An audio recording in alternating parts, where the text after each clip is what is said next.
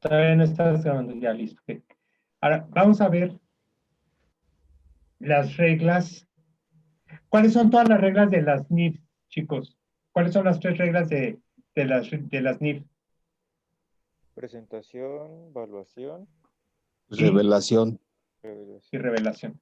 Ok, esas son las 3 reglas que tienen todas las cuentas de las NIFs. Entonces, aquí también vamos a empezar con las reglas de revelación. A ver, ¿qué es lo que quiere decir? Eso es revelación. ¿Qué es lo que quiere decir los estados financieros o qué es lo que queremos con estos estados financieros consolidados? ¿Sí?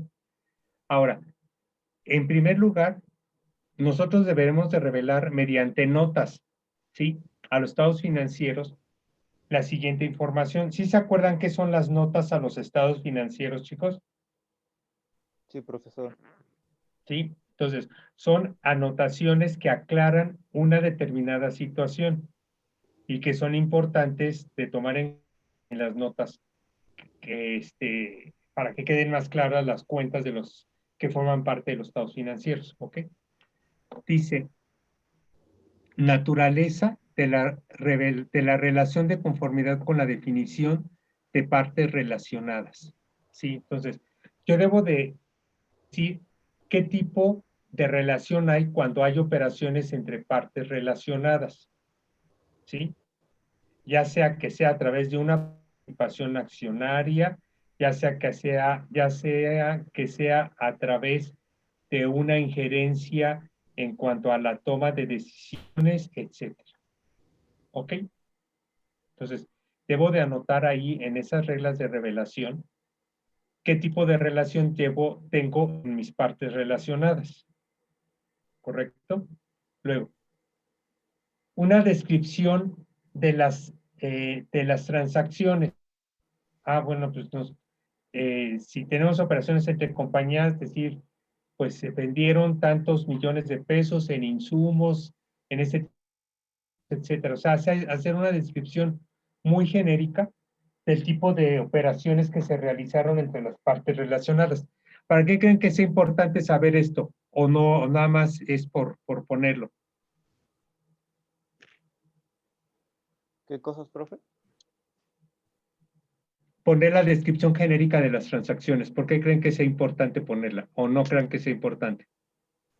Pues claro que Ahora, es importante y más viendo a tantas empresas para tener claridad de que Pero, no creo que ¿qué no. es lo que estoy vendiendo entre compañías, no? Sí, ¿Qué entre compañías? ¿Ok? Entonces, esa parte también es indispensable. Luego, hay que poner un importe global de las transacciones y sus saldos. ¿Sí? O sea, porque si no me pagan las operaciones, para unos pueden ser un proveedor, ¿sí? Para mí que estoy recibiendo, pero para la otra parte puede ser un cliente. ¿Ok? Entonces, tengo yo que determinar importes globales, pero esto es mediante saltos globales, porque acuérdense que les dije, van a haber asientos de ajuste y asientos de eliminación. Y entonces, es importante tenerlo en notas a los estados financieros, cuáles fueron los saltos que se tienen. Como les digo, para una persona puede ser un proveedor, yo le vendo a alguien y no me paga, para mí esa persona es un cliente y para la otra persona que está recibiendo la mercancía es un proveedor. Entonces, como vamos a hacer consolidación de todos esos saldos, yo tengo que determinar cuáles son las características, importes globales de las operaciones. ¿Ok? También es importante poner cuáles son las políticas que fijan los precios, porque van a ser distintos a los de mercado. Como les comento, si son partes relacionadas, la característica para que se dé una parte relacionada es de que yo voy a tener un precio diferente en el mercado, ya sea de más o de menos. Esa es la característica de una parte relacionada, que no le doy el mismo tratamiento a las transacciones, a las operaciones comerciales. Entonces, también es importante poner qué política estoy fijando, qué política estoy estableciendo para fijar los precios. ¿Ok?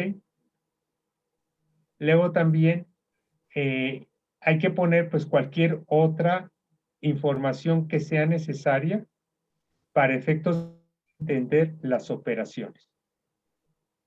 ¿Sí? Entonces, si nosotros necesitamos poner una nota adicional de por qué lleva a cabo tal mecanismo o es necesario hacer alguna acotación para que se pueda entender cuál fue la mecánica de la transacción, pues hay que ponerlo también como una nota a los estados financieros.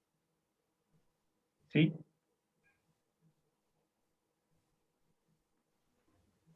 ¿Alguna pregunta, chicos?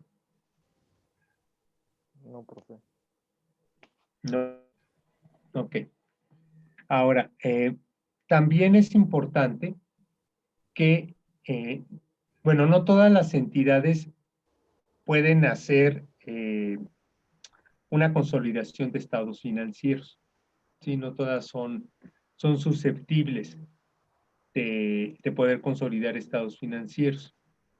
Déjenme comentarles cuáles son las excepciones para poder hacer una consolidación de estados financieros, aun cuando haya injerencia o aun cuando haya una influencia significativa. ¿Sí? La primera es que en las subsidiarias en las que el control sea temporal.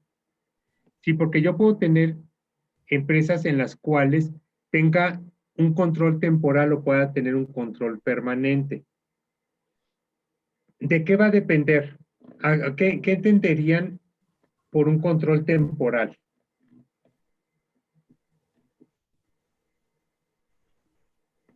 Pues, temporal de una parte financiera. No, esto va en cuanto al tiempo. Vamos a suponer, yo compro acciones de una empresa, pero nada más las quiero tener a lo mejor 2 años y 3 meses. O en determinado tiempo me veo yo en la necesidad de venderlas, que ese sería el siguiente punto. Pero bueno, en las de control temporal es de que no es mi intención que sea una inversión permanente, o sea, a largo plazo. Sobre todo esto se va a dar que no voy a poder consolidar los estados financieros porque me puede distorsionar las cifras de un periodo a otro, en donde en un periodo sí tenga el control de las acciones de estas subsidiarias y luego para el siguiente periodo ya no. Entonces, eso me puede dar una distorsión. Mejor me espero a que ya no tenga ese control temporal de esas empresas y para el siguiente periodo entonces sí ya puedo yo pensar en tener una consolidación de estados financieros. ¿Ok? Es como si, ¿como qué ejemplo les podría poner?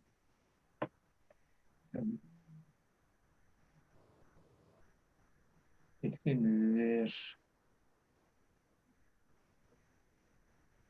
No sería conveniente ponerlo, porque como les comento, vamos a suponer, ahorita vamos a hacer una consolidación de estados financieros para el ejercicio 2020, ¿ok? Pero cierto número de acciones de unas subsidiarias que sé que nada más las voy a tener o que las tuve en este ejercicio por un periodo determinado, o que las voy a tener nada más en este año, y que para el otro año ya no las voy a tener. ¿Ok? Entonces, como acuérdense que los estados financieros también sirven para fines comparativos, entonces en este año no sería conveniente hacer la consolidación porque entonces me va a distorsionar las cifras para el ejercicio siguiente. ¿Sí? No sé si quedó un poquito más claro, chicos. ¿Me puedo volver a explicar, profe, otra vez? Sí. O sea, no vas a consolidar. Ya estamos viendo las excepciones a la consolidación de estados financieros. La primera es, no vas a consolidar cuando tengas el control sea temporal en tus subsidiarios. ¿Sí? Tengas un control temporal nada más en las subsidiarias. ¿Cuándo tienes control? Pues cuando tienes más del 50% de las acciones con derecho a voto. Entonces, si tú ya sabes que en un momento dado vas a dejar de tener el control porque solo va a ser temporal y los estados financieros los haces comparativos, por ejemplo, del ejercicio 2020 contra el del 2019 o del 2020 contra el 2021, ahí vas a tener variaciones en el número de acciones que tú tienes. Entonces, eso te puede distorsionar las cifras de un periodo a otro y por eso no es conveniente hacer la consolidación cuando tengas un control temporal de subsidiarias. ¿Ok? Ok, profe. Ahora, tampoco es conveniente hacer la consolidación de esta cuando hayas perdido el control en las subsidiarias, porque lo intervino una autoridad competente. Y esta medida de intervención de la autoridad tenga como consecuencia de que se vaya a liquidar. ¿Sí? Entonces, en ese caso, tampoco es conveniente hacer una consolidación. Cuando hayas perdido el control por intervención de una autoridad y esta medida tenga como consecuencia que lo vayas a liquidar. Vamos a suponer que llega Hacienda y te determina créditos fiscales y dice, ¿sabes qué? Me debes tanto. ¿Sí? Y te congelan las cuentas. Ahí ya está intervenida la sociedad. Entonces, dice, pues no tengo dinero, pues voy a liquidar la empresa para poder pagar, porque tampoco me quiero ir a la cárcel. ¿Ok? Entonces, en ese momento tampoco es conveniente hacer la consolidación de estados financieros en este tipo de empresas que ya están intervenidas y que están en un proceso de liquidación por intervención. ¿Ok?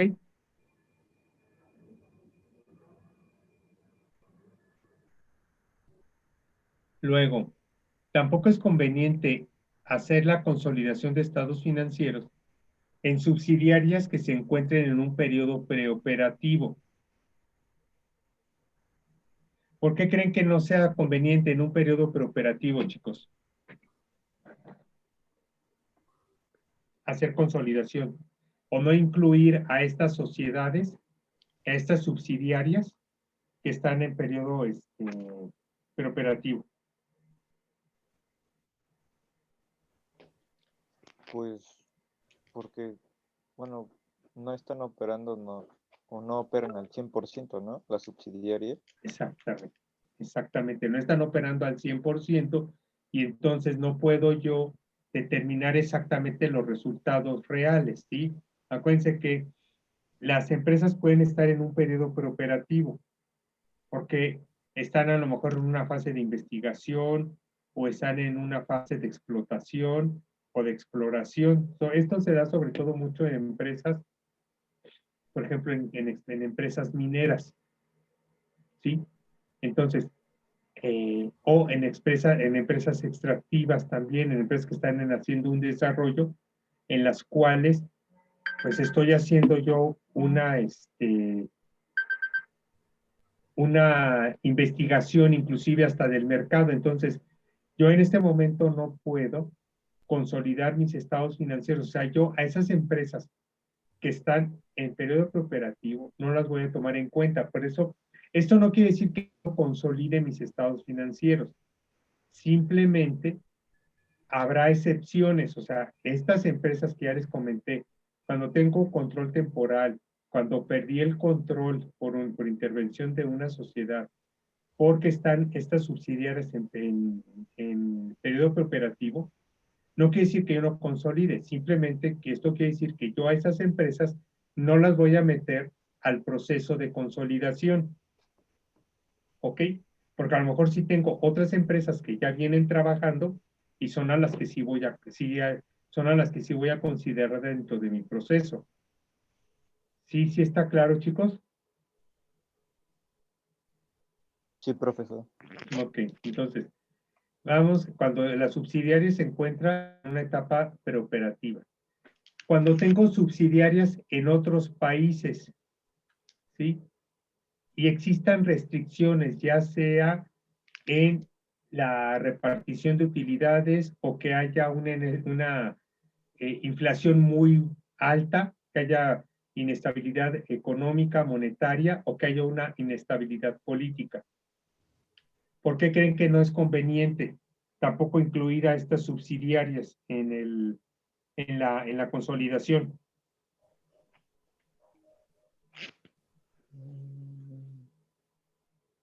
¿Me podrá arrojar resultados reales, por ejemplo, resultados comparativos?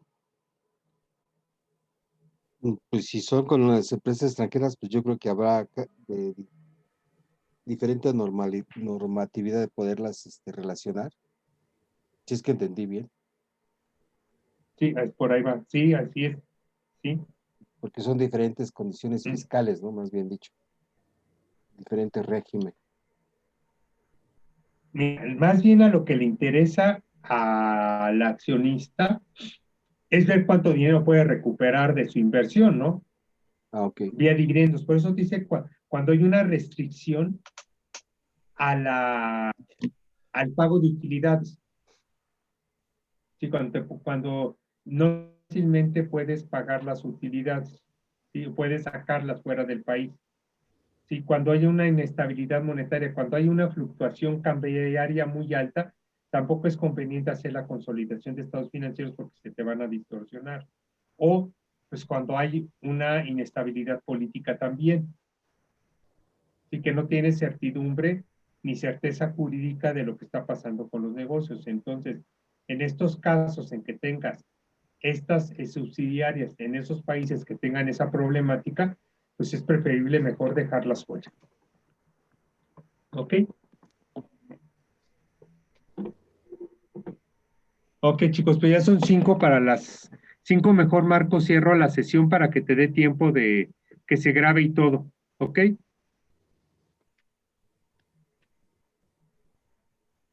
Y mañana continuamos, chicos, con esta parte de teoría que es un poco latosa, pero bueno, tenemos que tener la parte de teoría antes de pasar a la práctica. ¿Sí? Sí, profe. Entonces, chicos, que descansen, cuídense mucho. Cuídese, Gracias, profesor. profe. Hasta Gracias. mañana. Hasta luego. Igualmente, hasta mañana. Hasta Cuídese, mañana. bye. Igualmente, bye. Gracias. Gracias, bye.